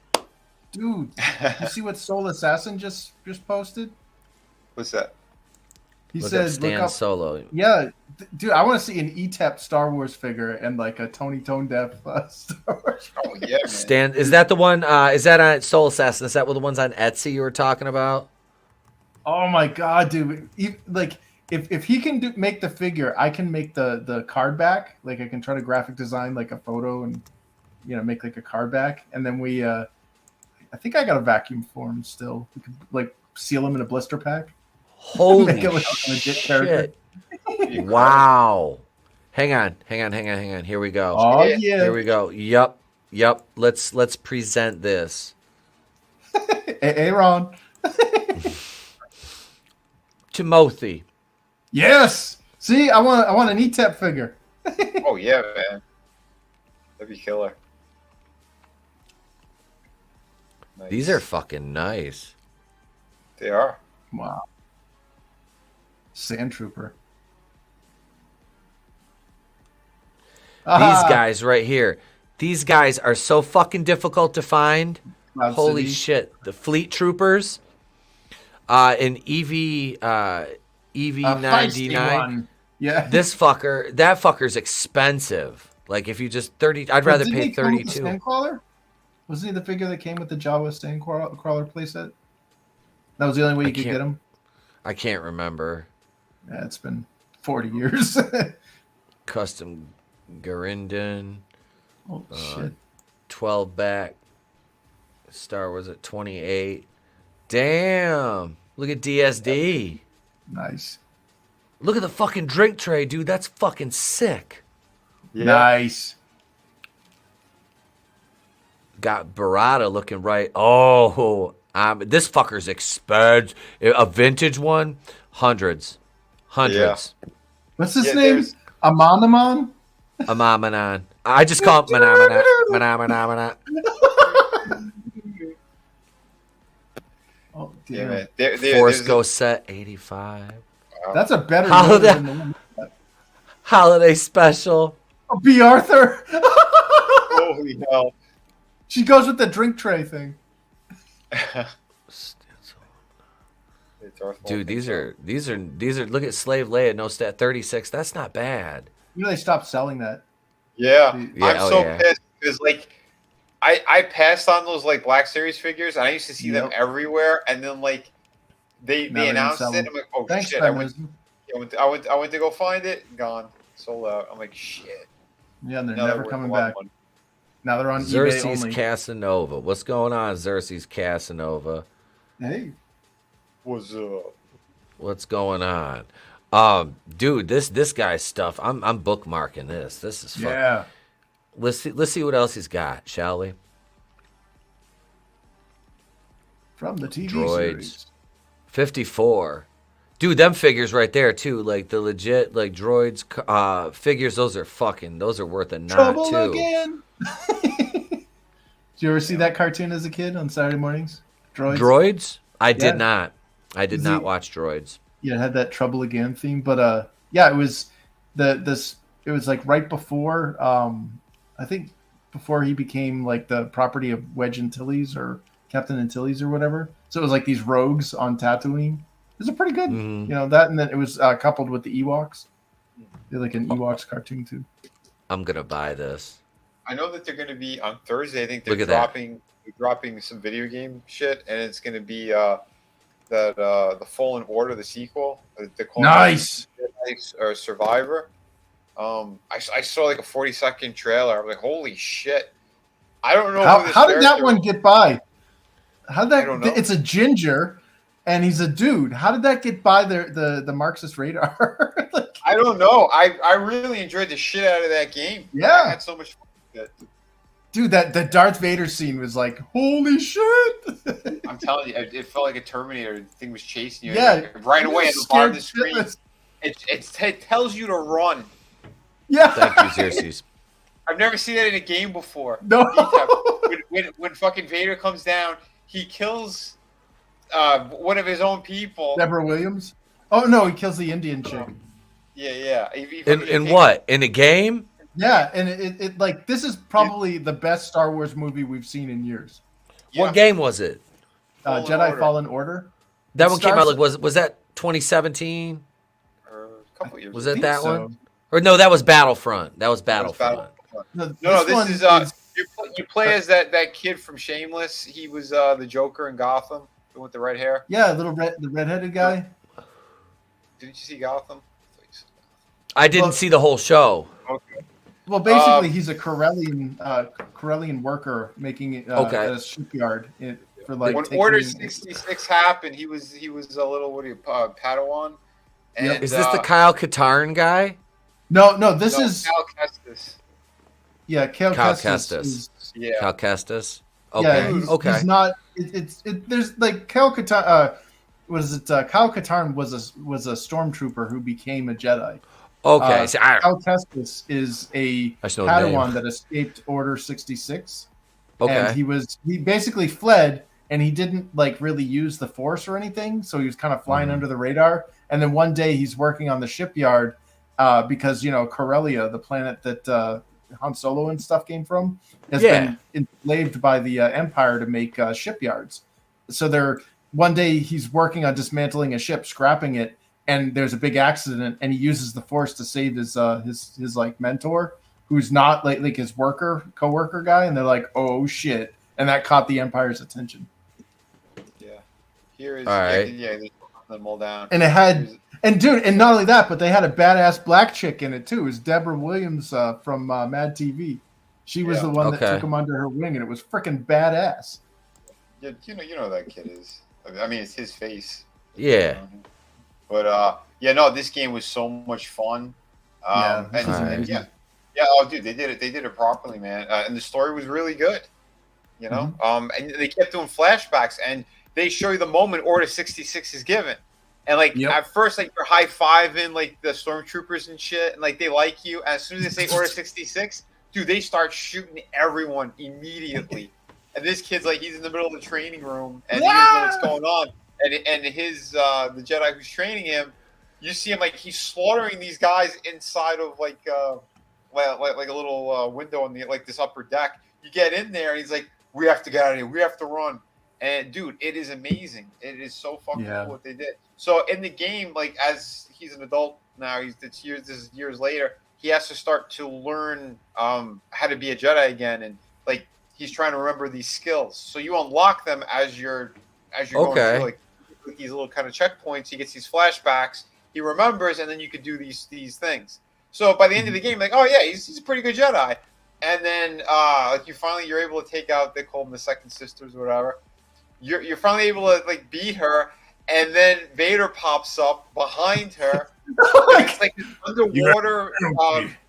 It's this underwater kind of whole setup that they have there. And fucking Vader pops up, and he's like, "You failed," and he just slaughters her. He fucking murders her, and then he turns around to you, and on the bottom of the screen, like you think you can have a fight with Vader, and it goes run. You start running, and he's tearing apart the entire board and throwing it at you. And he's just walking slowly like the Terminator. Yeah. And you get you get to the elevator, and you see him. He puts his saber through, and it closes, and it's dude, it's fucking sick what they did in that game. Dude, that actually sounds like really cool. Yeah, that's a good. Like, it sounds fun. Even if you don't play it, you just watch it. It's a good movie. Yeah. It's freaking amazing. It's probably cut together. Hang on 1 second, guys. Let me welcome Darius Munchausen, who just became I believe it was was it a Harvey? He's a Kazuian. Okay, I'm the Kazuian. Thank you for joining, man. I couldn't see it. Thank you for joining. Appreciate it, brother. Welcome. Let me know if you want. Darius, I can't remember if you. I know you remember it one time, but I don't know if you got your kazoo or not. If you want the kazoo, just DM me on Twitter and let me know where to send it. If you got a PO box or somewhere you want me to send it, just let me know and we'll get that out to you, my friend. Thank you for joining. Appreciate you. But guys, it's been 2 hours, and that has been the show. It went like that tonight. It just cruised by. But wait, because Darius joined. Hang on. Let me see here. First of all, I haven't done this yet. Evil dies tonight. So there's that. We had to get that in at least once. And because he joined, here we go. Let me do this. Here we go.